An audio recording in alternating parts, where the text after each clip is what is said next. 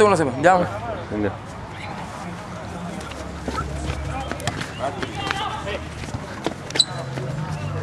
Ma chi lo deve dare?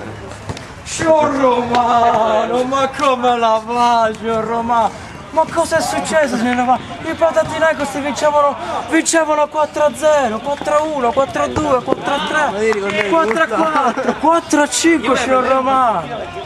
Ma poi la situazione è andata un po' a rotoli. Poi per fortuna 5-5 di Cottone, no? Meno male, almeno. E cosa è successo a questi Panathinaikos l'altra volta? C'era caldo. caldo. Siamo vecchi noi. Vecchi dentro siamo. Ma con questo caldo però, questo rotolo adesso vi rinfresca Ci un po'. sarebbe servito, così ci asciugavamo. E cosa succederà nelle prossime partite adesso? Vabbè, vinciamo. Magari con questo vi aiuterà, Lo portiamo in campo. vi aiuterà ad andare in Serie C, no? In Serie B. Signor Di Giovanni, vi dica qualcosa. No, cazzo, tanto mi aspetterai il rotolo quando gli sto andando in Serie A.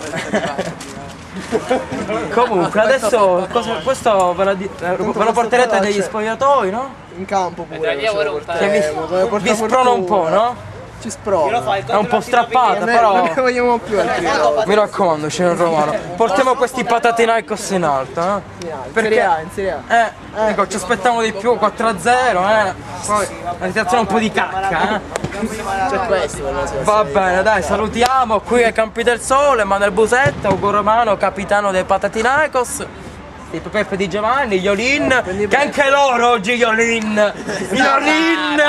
Pezzo di cattivo. Allora mi devo prendere solo pure io. E Gannes pure, Gannes! Vabbè, ciao ragazzi, ciao Romano, ciao Romano! Ma dei Lions!